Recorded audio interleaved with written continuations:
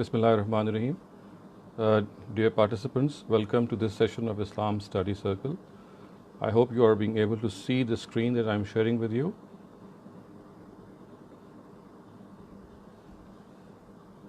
So, the Quranic verse that we're going to discuss today is a very important verse, and the more important it is, I'm afraid the more it has been neglected in its study, and somehow it has been overlooked by our political scientists and by scholars who actually have presented the political theory of Islam.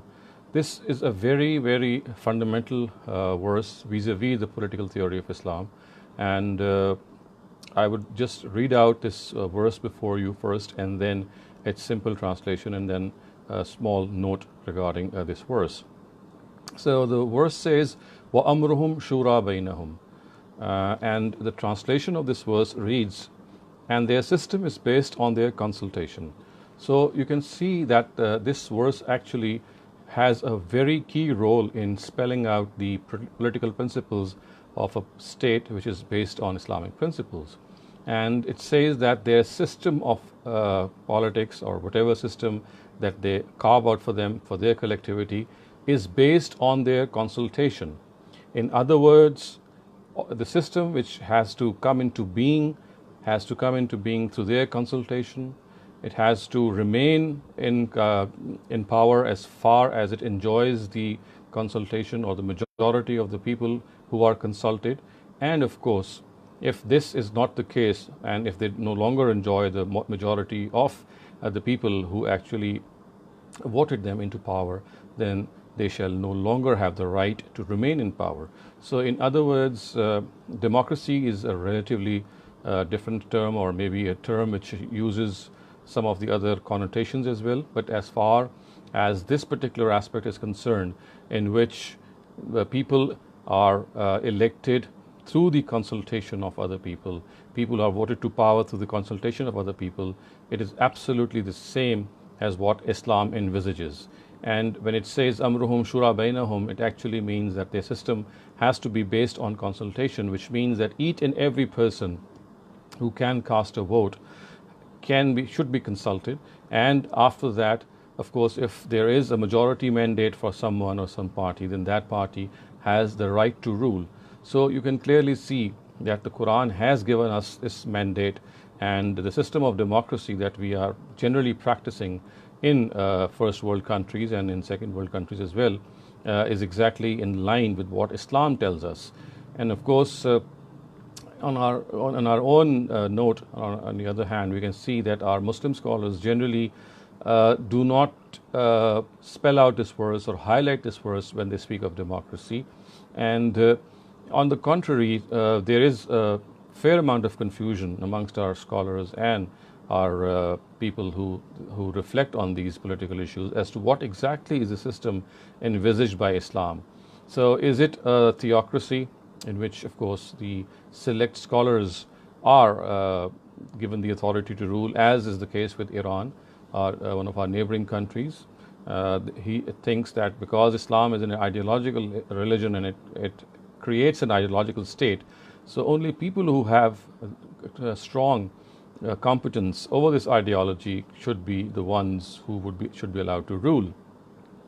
On the other hand, there is a large number of, or a large chunk of people and scholars who think that basically it is monarchy which Islam stands for, and for this cite the earliest caliphate, the Khulafai Rashidun, and then we had the Umayyads and the Abbasids, and then the Ottomans. All of them followed suit, and right until 1924, the system of politics that was in force was this monarchy. In fact, it was a dynastic monarchy in which dynasties were ruled, and people or subsequent rulers would often be from amongst the progeny of the ruler in practice.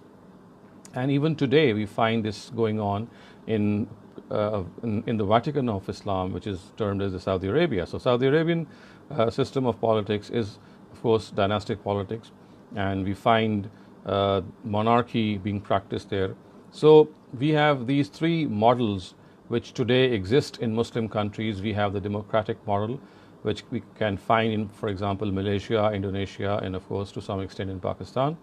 And then we have the theocratic model, in which the foremost example is Iran. And then thirdly, we have this monarchic model in which the foremost example is Saudi Arabia.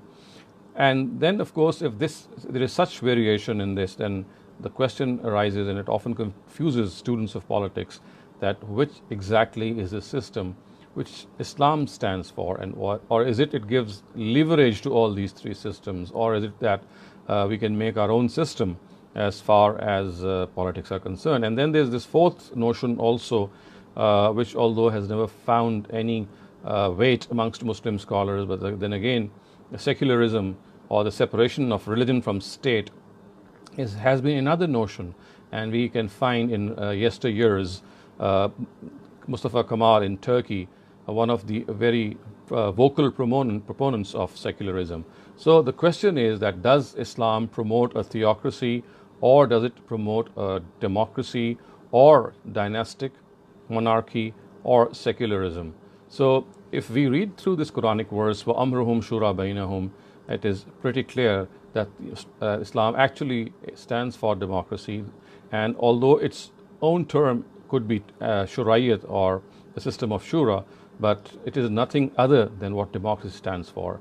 In other words, just as in democracy you find the will of the people as to who they would vote for when they would like something to be someone to be in authority, it's exactly the same here. And as far as this parliamentary democracy and presidential democracy debate is concerned, Islam has no concern about it as long as the democratic values are upheld. So it could be a presidential system, it could be a parliamentary system. Either of them are fine, keeping in view the situation, the scenario, and the traditions of a society. But it has to be based on consultation. It cannot be a dictatorship, it cannot be a monarchy, and also it cannot be a theocracy in which only scholars are given this latitude or this prerogative to rule. And another thing which is very important here is that the verse says amruhum shura bainahum, which means that their system of governance is based on their consultation. And the word bainahum, which means there, between, among them, it does not qualify whether these people have to be educated enough, or for example they have to have a certain degree, or they have to conform certain standards, which for example in Pakistan we have this famous debate of Article 62 and 63 of the Constitution, in which the candidates must uphold to certain moral values. The Quran has not spelled out any of these conditions. It says that whatever Muslims are, however they are, of course they have to be of enough age, of mature age to know right from wrong. But other than that, there is no restriction. It does not say that the candidate has to be a holder of a degree, or a person who votes has to have a certain quality, or a certain mandate, or a certain degree. It does not say so. It says that as far as the system is concerned, it is based on their consultation. And if you have to improve the system, then instead of putting on these conditions of degree holders, you have to improve the lot of the voters. So this is how Islam puts forth its principles. And as I said in very earlier on, that this is one of the most neglected verses of the Quran, and I do wish that this is discussed more and more and presented more and more, because this actually, viewers, is the very, very fundamental and primary verse regarding Islamic politics, and it tells us that no one has the authority to forcibly take up the reins of government and start ruling. In all these cases, it would be considered as usurpation of power. The only thing which has to be understood is that it is out of the masses, whoever they think that they support in majority, then they should hold power. And then again, as I said, that as long as they enjoy the support of the majority, this will continue. And if they do not enjoy this support, then of course the ruling militia or the ruling government would again be subjected to a fresh mandate. So this is as far as this Quranic verse is concerned. We have to understand the fact that the Islamic political system is based on consultation. It is a shura system, and amongst existing systems, it is exactly the same as what democracy or a democratic system stands for. Let us now move on to the next part of our session, and that is Hadith of the day. And the Hadith that we're going to study today is taken from the Al-Jami al-Sahih of Imam Bukhari. It is a very, very important Hadith, and let me read out its text before you. It says, "An Abdullah ibn Umar radiyallahu anhuma قال أخذ رسول الله صلى الله عليه وسلم عليه وسلم بمنكبي فقال كن في الدنيا كأنك غريب أو عابر السبيل."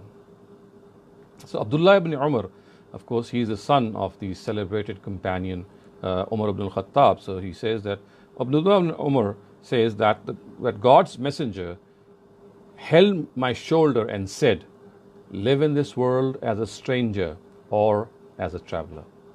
So these words have their own beauty and majesty, the way they have been said, and of course they have been said in a particular background, and they must not be construed to mean that Islam is for asceticism, or it tells us to forsake this world in any way.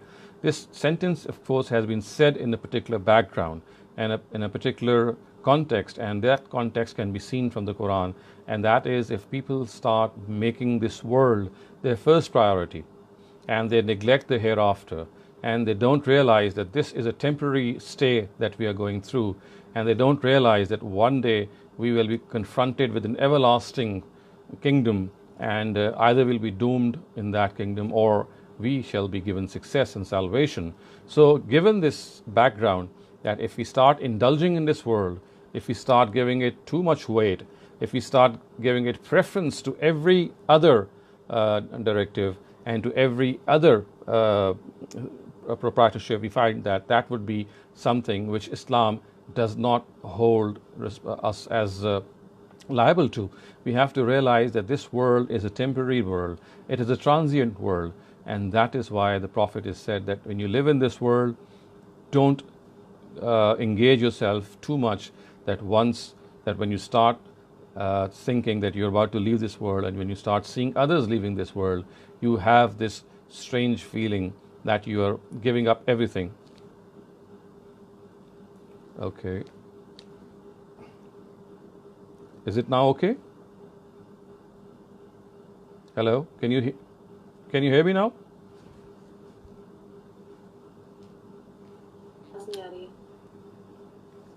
Can you hear me now? Hello? Is it okay now? अभी आ रही है आवाज?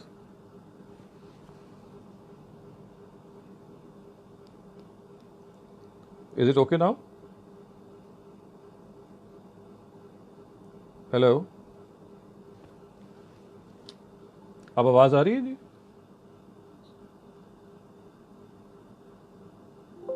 Hello?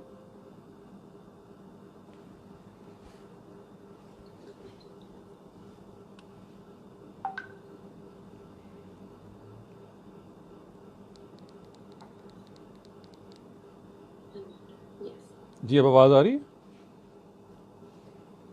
Hello ji, can you hear me now? Hello ji, can you hear me now?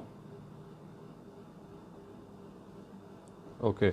Should I repeat something or should we go on? Okay. Okay. So we were discussing this hadith of the Quran of the Prophet Muhammad sallallahu alaihi wasallam, and as I said that one should not construe that this hadith actually relates to ascetic tendencies, or it tells us to forsake this world. The words might induce us to believe so, because the words say, "Live in this world as a stranger does, or as a traveler." We know that strangers and travelers both never make permanent residence at a place. But you need to understand that this particular verse has been, or this particular hadith has a particular background, and that is that people who start declaring this world or behaving in this world as if it was their ultimate destination, as if it was the real place, and they think that they don't have to go any place after this, and life after that has no significance to them. It is they who are being cautioned and prodded in this hadith. they are being told that don't think that you are going to stay here forever. If you indulge in this world too much, if you think that everything that you have has to happen in this world and you must, and all your interests revolve around this world, and you give preference to this world over the hereafter, then these are the people who are cautioned and prodded in this hadith. So this hadith is not to be taken in an absolute sense as if it is saying that we should give up the pleasures of this world, as if we should not indulge in this world, as if we should not enjoy this world. It's not at all saying that. What it is saying is that what we should do is that this should not be done at the expense of the hereafter. And the Quran has at one place said, "Bal tu'siruna al-hayat ad-dunya." It is you people who give more preference to this world. So it is this preference that is being talked about, and it is this preference in the background of which it is being said to us that don't give this world as much preference or ultimate preference as you would do in making it hold more weight than the hereafter. So the Prophet is actually cautioning and prodding us and telling us that you should live in this world as if you live in, as if a stranger lives someplace, or as a traveler lives someplace, because neither a stranger nor a traveler makes any place his or her permanent residence, and he is always on the move. He's always thinking that he is to move on in life. So it's like a comparison which the Prophet has given us, that like a stranger, like a traveler who is always on the move, who's going forward in life, you too must think that this is a temporary life. You're going forward. You have a different destination. A traveler always has a destination. His destination is never the journey that he's undertaking. So the Prophet is actually trying to tell us here that always think of the real destination. When you're traveling, you will stay at your temporary destinations. You will be staying at many places, but then these are all temporary and transient destinations. There is this ultimate destination which you are going to go, and you must always think of that destination. So this is what the Prophet is telling us, and as I said, it is not declaring that we have to give up the pleasure of our life. Totally no. But what it is saying is that we must not give so much preference to this life and start indulging so much in this life that we tend to forget that we have an ultimate destination. We have a place that we have to land finally and face the Almighty and be answerable to the right and wrong that we did in this world. So this brings us to the end of this second part as well, the hadith that we have just discussed. This, of course, belongs to the Al-Jami al-Sahih of Imam Bukhari. Let's now move on to the third part of this segment, and that is Bible verse of the day. And the verse that I've actually selected is from among the Psalms of David, the Prophet David. And the Psalms of the Prophet David, as you know, there are a collection of hymns and a very motivating collection of songs which actually implore the Almighty. And the one that I've selected today is Psalm 27 and its very first verse. So it reads, "The Lord is my light and my salvation. Who is then a cause of fear to me? The Lord is the strength of my life. Who is a danger to me?" So basically, viewers, you can see that this Bible verse actually tells us that our real strength, our real support is the Almighty. All other supports, all other strengths, all other things that we can fall back upon, they're all temporary. If we have any support, if we have any person on whom we can fall back upon, any being on whom we can fall back upon, it is the Almighty. And as I have been pointing this out, that we confide our worries, we confide our problems, we discuss so many of our inner feelings with so many of our friends, with our very close confidants. But we know that there are certain things that we cannot even discuss with them. We cannot even bring it up with them because of their nature. But lo, we know that God is, we can discuss those things with God. We can confide with God. He already knows what we have in our minds, in our hearts, and our thoughts. And hence, this is what the Almighty actually is trying or conveying to us through through His prophets. That if you have to hold on to someone, if you have to put your hope, or you pin your hopes in someone, it is God. It is God who is the ultimate support. All other supports are temporary. They die away. They pass away. They are all transient. Even very close, very, very close relatives, for example, our father or mother, or our siblings or our children, someone or our friends who might be very close to us, they too leave us one day. They go away, they either pass away, or at times they are physically, they become far away from us, and it's not always possible to be very close to them. But the only being on whom we can fully rely is God. And God is the greatest support that we have. And the Quran actually says that the biggest thing that a person needs while leading this life in this world is patience, is steadfastness, is resolve. And the Quran says, وَمَا sabruka illa billah. The only thing which gives you patience, the only thing which gives a person this resolve is this connection with God. This God connection that we often speak of is the means of strength, is the means of patience, is the means of giving us comfort. And hence we need to understand that it is only the support of the Almighty that we must fall back upon. We have to think that God is our greatest friend. The Quran has actually said, Allahu waliyul lazina amanu. So God is a friend. He's a friend to those who are believers, to the believers. So, and why has it said so? Because the biggest well-wisher of our own selves is the Almighty. He never wishes ill for us. He's always there for us. Even if He puts us through some bother or through some test, there is some hikmah, there's some wisdom behind it, and that wisdom is always in our own well-being. At times we might not be able to understand that wisdom, but ultimately, in hindsight, whenever we look back, we find that the Almighty meant well for us, and it was only we who thought that He's being cruel to us or He's being harsh to us. The fact of the matter is that He never intends this harshness, unless, of course, there is this element of being punished by Him because of certain of our misdeeds. Other than that, at times He passes us or makes us pass through various trials and tests so that we become more closer to us, so that we are given the opportunity to show this patience and reap more reward. And similarly, He also wants us, some of our qualities which are at times hidden and latent in ourselves. And only then that when we pass through a test, only when we pass through a trial, that those qualities, those latent abilities, they come to the surface and they give us more strength. So I always think that when we are told that God is our strength, God gives us more strength, I think the biggest means of God giving us strength is that when we pass through these trials, when we pass through these tribulations, we become closer to Him. Our latent abilities are sharpened. They come to the surface. They actually become more systematic. And this is how we feel inner strength. So if you want to have this inner strength, don't think that this inner strength is going to be with you in normal circumstances. In normal circumstances, our normal abilities and qualities are with us.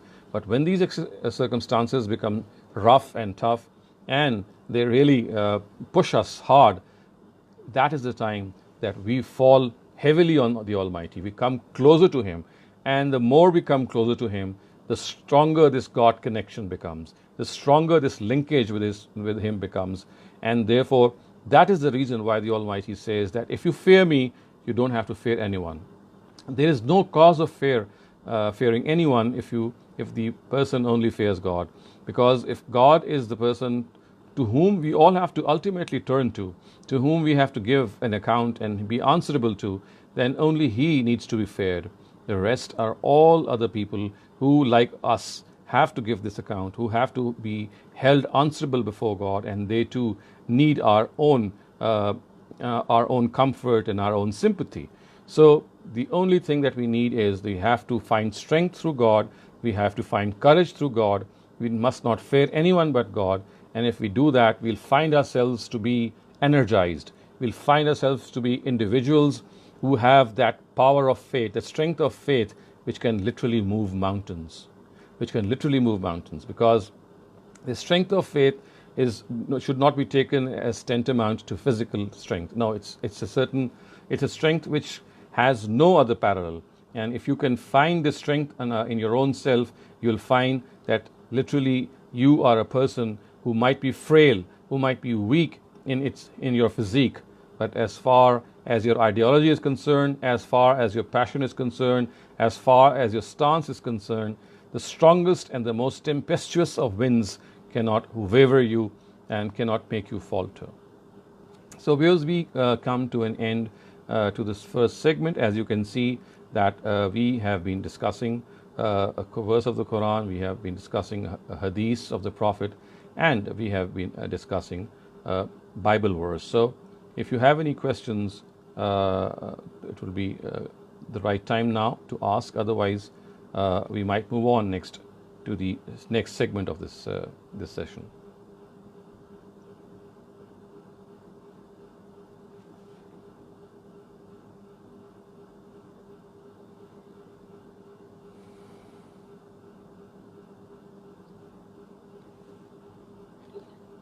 Okay, please go ahead. Is every week you do mention a hadith. I would like to know is that how do we know that the hadiths are all authentic? Because what I understand that some of the hadiths are weak.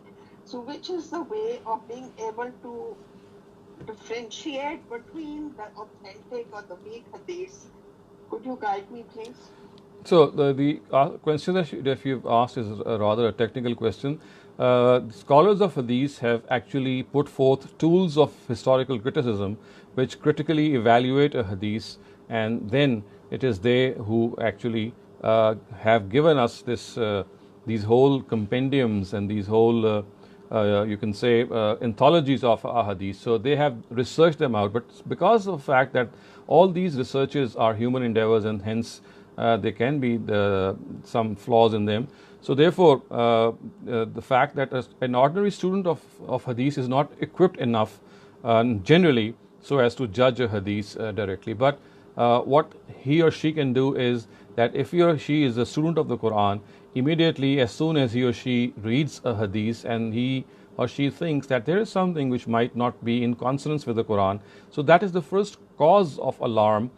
It should ring a bell in your minds, and therefore that is the way that in that particular area you need to do some more research. For example, if you read a hadith and you find that this is something which is not making sense to you, then you should go to various scholars and discuss that hadith with them. Or in general, scholars have already made a point in discussing these ahadiths, in writing regarding these ahadiths, and you'll find the answers already there.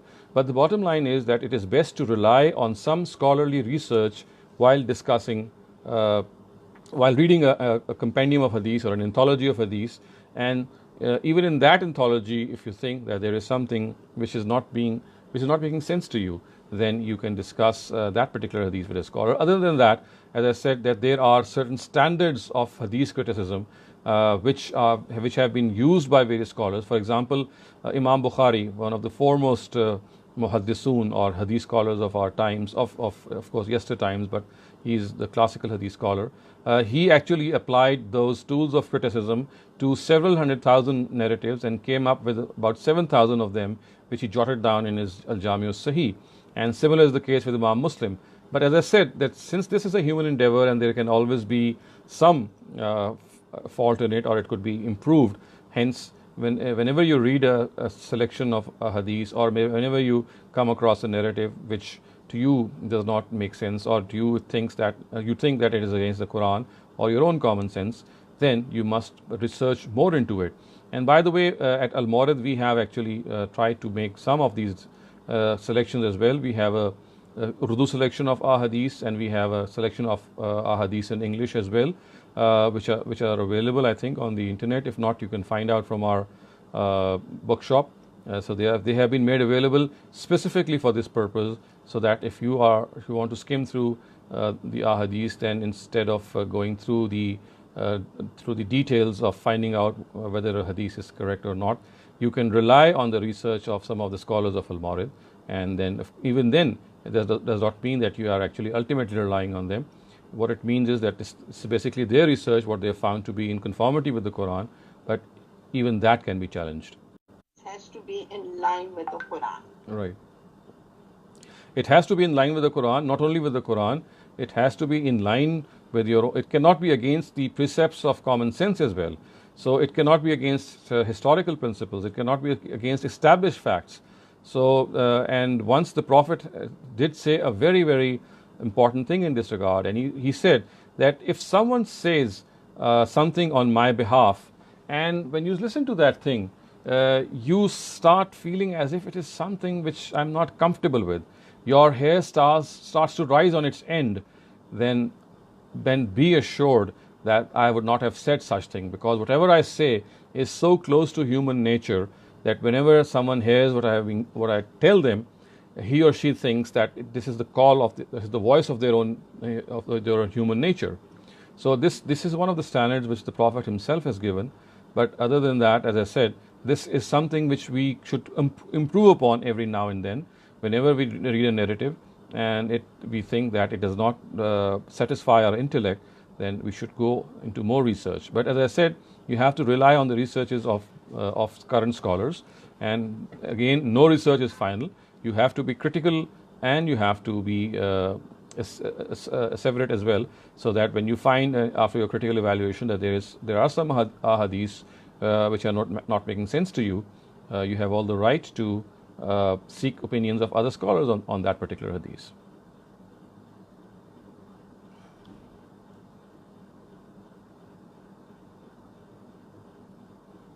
Thank you so much, Adata. That was very beautifully explained. I have a question myself. Okay. About Shura Bainahum. My question was, when it is like my question is basically, I wanted to ask that during the first 200 years or the first 100 years when we had Rasulullah Sallallahu Alaihi Wasallam and we had the Amirul Mu'minin, so was there a time or was there an instance where the Shura went against the leader? You see, as far as the Shura is concerned, we know that it was only in the first 25 or 30 years when the system was in practice, which is the rightly guided caliphate or the Khulafai Rashidun.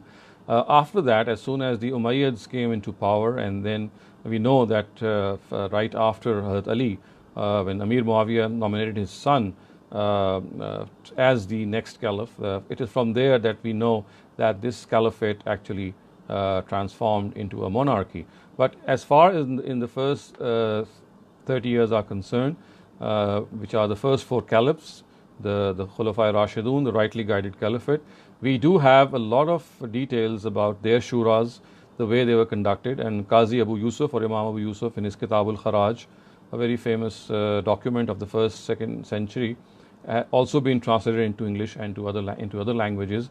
You can go through it and it will give you a lot of details regarding the various shura sessions which were conducted. And we know that there were differences of opinion, and we know at times that Umar Radhiyallahu Anhu held an opinion and the majority did not accept it. And the biggest example that I can give in this regard is that in all such cases, the elected caliph himself enjoyed the majority of the leaders of those times. The person who came into power, for example, Abu Bakr, Umar, Usman, all of them belonged to the majority party, which was the Quraysh.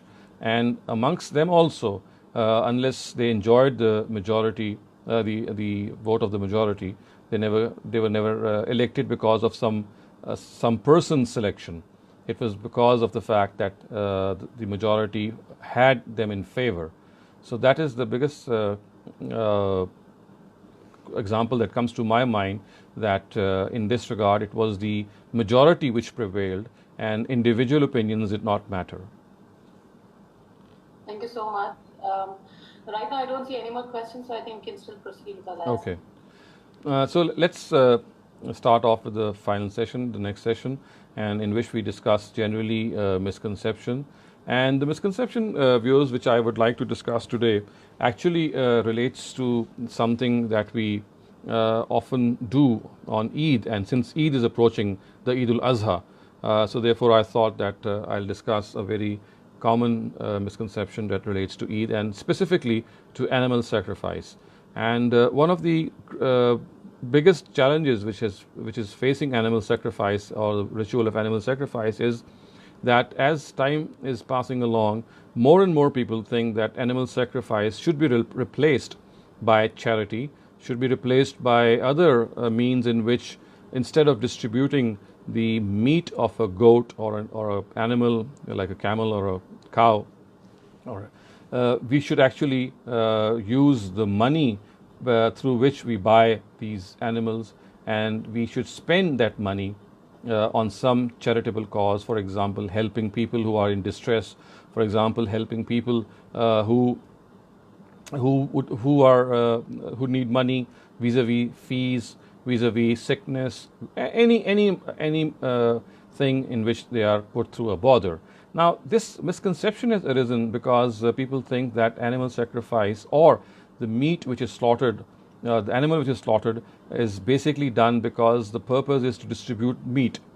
And since meat is to be distributed, and that is a means of helping out other people, people think that we can come up with better ways, like, for example, giving them money for their needs. And this sounds very logical also on the face of it, because meat is not always the requirement of every person. There are several people who would not like to eat meat. Maybe they would like the money instead, so that they could use it for some other purposes. Now, I would like to comment on this mindset, and also try to also attempt to actually see what the Quran has actually told us in this regard. And the Quran is very clear in this regard. And what it says, first of all, let me start off with another very basic premise, and that is that, first of all, it should be thought that animal sacrifice on Eid day, whether you're sacrificing a goat or a camel or a cow or anything, first of all, you need to understand that it's an optional act of worship. It's not an obligatory act. It is not a mandatory act. It's not a farz, the way we see other farais. So first of all, it needs to be understood that it is not a farz, it is not an obligatory act. However, it is highly recommended. However, it is highly recommended because it stands for a certain philosophy. And that philosophy is not what we have generally understood, and that is that, for example, it is the meat of the animal that needs to be distributed, and hence, of course, that meat should be replaced by some other means. No, that's not the case. And here is where I'd like to make this small point in more detail, so that we are able to understand, not only understand this, but also communicate this to our next generation. Because you see, I, in my own right, have seen not only people today questioning animal sacrifice and actually literally saying that this is a redundant ritual of worship, but the same question is being asked by our younger generation, and they are not satisfied with the answer which has been given by their elders. So it's all the more important that these elders also understand that why do we sacrifice an animal on Eid. And as I said, that the first thing is that it is an optional act of worship. If you don't do it, you'll not be liable before the Almighty. However, it is a very, very recommended act. And why is it so? So now I'm going to explain, or attempt to explain that. You see, viewers, you need to understand that there are certain things in this world which hold certain symbolic importance. They are not meant per se. For example, to give you an example, look at your flag of your country. It's basically a piece of cloth. It's nothing more than a piece of cloth, but it is much more. In spite of being a piece of cloth, we are attached to that piece of cloth. We are very deeply attached because it symbolizes the unity of our country. So in other words, there are certain things which are not to be meant per se. They stand for a certain reality. They symbolize a certain reality. And when they symbolize a certain reality, then it is that reality that we must try to understand.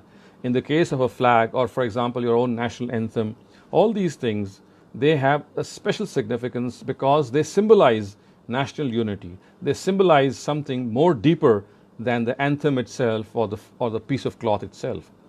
Very similarly, animal sacrifice is also a symbolic thing. It's not to be considered per se. It's not meant that you sacrifice the animal and distribute the meat. No, it's not like that. You see, the biggest thing that we can present to the Almighty is our own life. It's the biggest thing that we can present to the Almighty. Because if there is a cause for which we can sacrifice our life by saving other lives, maybe by saving by sacrificing ourselves and putting us through this position simply to achieve a greater unity, simply for the cause of justice, for the cause of truth. If we sacrifice our lives for this purpose, there's no bigger an achievement, no bigger an act of piety, an act of virtue. But of course, this does not come every day. So when we sacrifice an animal, we actually pledge to the Almighty that this is a symbolic way in showing to you, our Lord, that today we are sacrificing this animal before you. Tomorrow, if our own life is needed, we'll present it without any hesitation.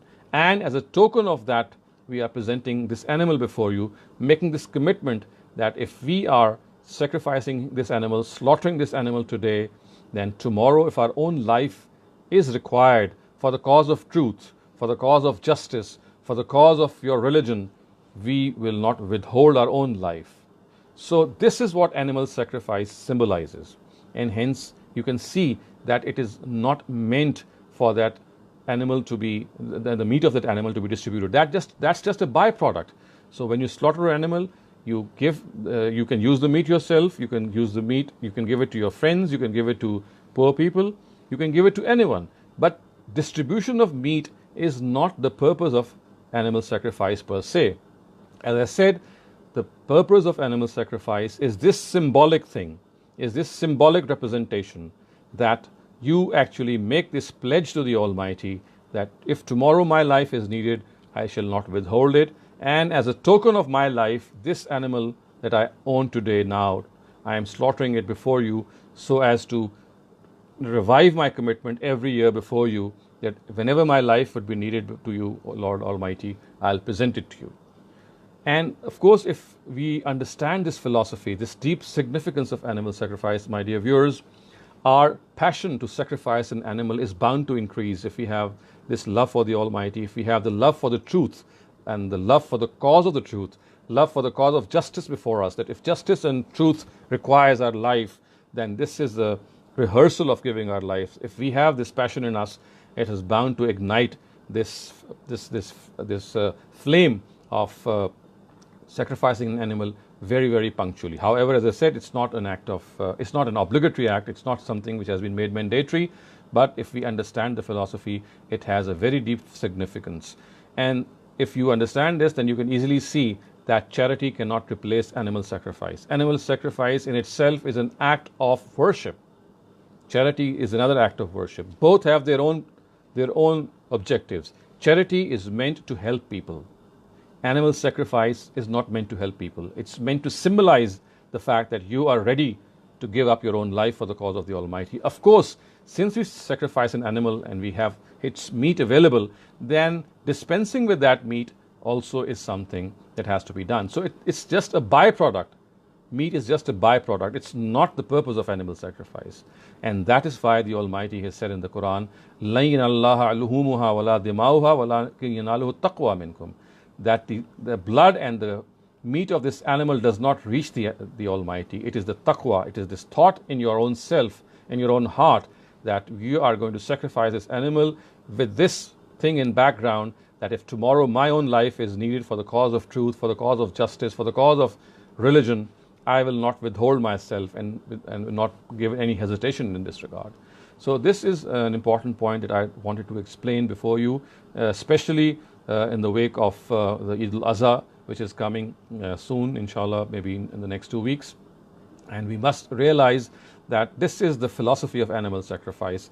And if we understand this philosophy, we would perhaps be more committed to this ritual, although, as I said, that it's not at all obligatory. It's an optional act of worship. And I also know this, we all know this, that it's not always easy to sacrifice animals when you're living in a Western country, because they have their own laws, they have their own rules, although there are certain areas in which you have this provision, but in many, many areas this is not possible, and hence people start telephoning their relatives in third world Muslim countries that they should sacrifice animals on their behalf in some other country. Okay, that is also possible. That's a lesser degree of of that worship ritual. But again, if someone wants that sacrifice to take place in some other country, that can also happen. But you must realize that it's an optional act of worship, and therefore, if there is something else that he can do with that money, if he has that money for that animal, of course that can be done. But he must not think that the two are interchangeable. The two are not equal. They have different. The charity has a different perspective, as I said, it has a different objective, and animal sacrifice has a totally different perspective. And if we would like to follow the passion and the spirit of animal sacrifice, we need to go through that ritual. We need to make our children understand and pass this torch on to the next generation, so that they are able to understand that if animal sacrifice is to be done, it's not being done for the meat of that animal. It's being done to symbolize the fact that if our life is needed tomorrow for the cause of justice, for the cause of truth, we will be there, and we will not withhold that life for the Almighty. So viewers, this brings us to an end to this session, and I am now open to questions that you might have.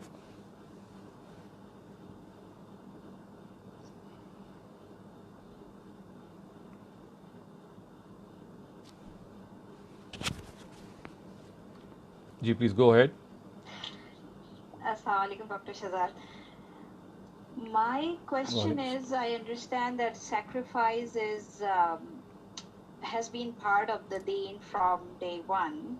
So why we have a general concept that it's Sunnat Ibrahimi, and then we do it because Ibrahim alayhi salam sacrificed smile, and then it was switched with a goat, and that the Eid al-Adha symbolizes that. So is that a misunderstanding, or what? So the institution of sacrifice of an animal always existed. In the times of Abraham, when he made that famous sacrifice, or attempted to make that sacrifice, it actually was given a new dimension. And when we sacrifice an animal on Eid, we not only commemorate that huge act of symbolism which was practiced by Abraham, we also actually tend to revive in us that spirit of sacrifice, of presenting our own life. So it's like saying that one of the manifestations of presenting life to the Almighty was actually displayed by Abraham in his times, and he actually made a platinum example. He gave a platinum example of how one can sacrifice, or one can attempt to even sacrifice one of the greatest possessions one has. So Abraham's sacrifice was actually in line with the same spirit which sacrifice always stood for. So he added this dimension, a huge dimension in it, and that is why when we do this sacrifice on Eid, we say that we commemorate that particular act which Abraham did. So these are not two diverse things. These are the same things. As I said, Abraham did that sacrifice for a particular purpose, and the Almighty actually made that sacrifice to be a symbol of the same sacrifice for which we generally sacrifice animals, and hence the two were united in one. So basically they are the same. I would say they are two aspects, or two faces of the same coin. And when we sacrifice an animal today, we not only commemorate the sacrifice done by Abraham in his times, but we also symbolize the fact that we ourselves are also ready for that very purpose. Thank you. Next question is from Dr. Shehzad. Yes, Dr. Shehzad, I have two questions. I would like to know, does Islam permit child marriages? Recently it was reported that a 41-year-old Malaysian man with 2 wives and 5 kids, one retarded, who he didn't look after, got married to an 11-year-old playmate of his daughter. And the ulama said that this was okay. One question of mine, and if I can I tell you the second one also? The second question is that recently I read that a 7-year-old girl was raped in Pakistan and killed by her own relatives. Now, during the coming of the prophets, Allah brought a mini Qiyamah on the guilty. Now, don't our rulers have to give justice to to the people and hang these perpetrators, or will we have to wait for Qiyamah for this to happen? So, your first question relates to child marriage, and let me clearly specify this that Islam or the Quran does not at all uphold child marriage. There are two basic arguments which our clergy generally presents in favor of child marriage, and both of them, unfortunately, are flawed arguments. We've written in detail on both these arguments. If you want some detail or some, we also made video clips on that. So I'll just spell out these in summary, and then you can look up those video clips or the writings that we have on that subject. The first argument that these scholars give is the age of Aisha radhiyallahu anha, and they think that the Prophet married her when she was 6 or 9 years old, and hence if he married Aisha at this young age, then of course this is something which other people can also do. But we have made this very clear several times. I've discussed this misconception in one of my earlier classes also. You can, as I said, look up the details. So this is the first argument which we have actually refuted. And the second argument is a verse of the Quran from Surah Talaq, which again has been wrongly translated, and hence that translation has led them to believe that underage children or underage girls can be married. So you can look up both these refutations at their respective places. If you would like, I can send you the links. But as I said, these are the basic arguments that they offer, and in our humble understanding, both these arguments are flawed. And my second question. Yes, okay. As far as your second question is concerned, of course, the perpetrators of such a heinous crime, they have to be punished. You don't have to wait for the Almighty, because as you know that the Almighty has stipulated certain punishments for the state authorities to carry out, and one of them is rape. So rape is a public offense, and Islam has legislated against rape, the crime of rape, and hence we don't have to wait for the Almighty to pronounce His verdict and punish these perpetrators in the hereafter. Just as theft, just as fornication, just as killing someone, they have been specified, their punishments have been specified in the Quran in very similar terms. The punishment of rape has also been specified, and hence that punishment has to be given. And if you allow me to say, the verses of Surah Al-Mawrid, which actually spell out these punishments, give us this word which says an yuqattalu, when a person who perpetrates such a heinous crime, he should be killed in an exemplary way. He could be killed in any exemplary way, so that people are taught a lesson that this is how such people are dealt with or should be dealt with. So I'm afraid that because of the fact that the interpretation of the rape crime or some of the other things that relate to it, like for example the law of evidence and how can we prove that a rape has happened or not, there is a severe problem, a severe flaw in proving a crime, because of which it seldom happens that perpetrators of rape are punished in countries like Pakistan. Other than that, as I said, as far as the Quran is concerned, it recognizes it as a very, very heinous crime, and as I said, it tells us that people who are guilty of this crime can be mercilessly killed and mercilessly executed.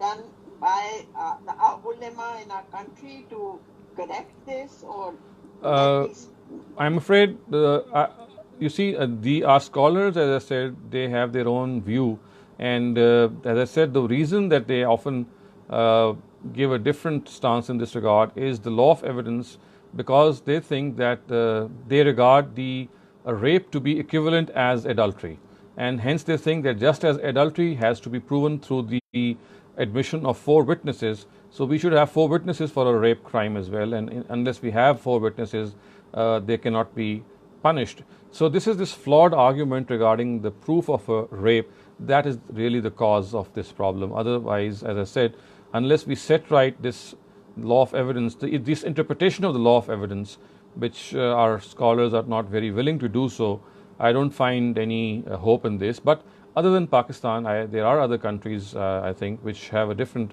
view in this regard. But in our own capacity, we have tried our best to convey to the state authorities that this is the wrong interpretation of these Quranic verses. The issue of 4 witnesses is never brought up by the Quran in cases of rape. In cases of rape, even if a DNA test is sufficient to tell whether the person who is guilty is correctly proven or not, is sufficient. You don't need witnesses in this regard. And this is absolutely wrong to think that adultery and rape have the same means of proving that crime. So as I said, this is because of this mindset that we are suffering. Otherwise, as far as the Quran is concerned, it is absolutely clear in this regard. Thank you very much, Shehzad sir. Please do send me the link about the child marriage. I'll do that. Okay.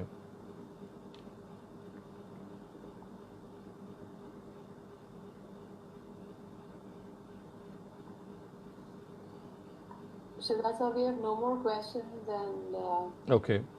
if anyone has any, please let me know. We still have like about 5 more minutes.